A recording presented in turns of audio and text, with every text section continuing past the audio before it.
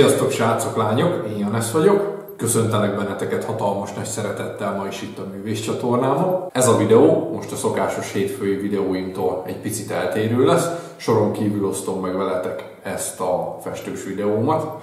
Anettal nagyon szeretjük a sorozatokat, és legutóbb megnéztük a Netflixen az Agrecucónak mind a 2 évadát. Nagyon-nagyon imádtuk, Anett rögtön meg is kért, hogy készítsek egy Agrecucós festményt. Kivágott hozzá 5 sablont, amikkel el tudtam készíteni ezt a jópofa képet. Ebben a videóban megmutatom nektek, hogy hogyan készült. Kérlek szépen titeket, hogyha tetszik majd a videóm, akkor nyomjatok oda egy lájkot, és hatalmas megtiszteltetés számomra, ha feliratkoztok a csatornámra. Ha érdekelnek a további munkáján, megtaláltok a Facebookon is és az Instagramon is.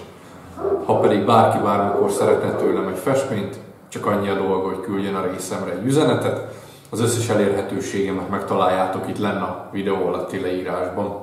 Most pedig munkához is látok, jó szórakozást kívánok!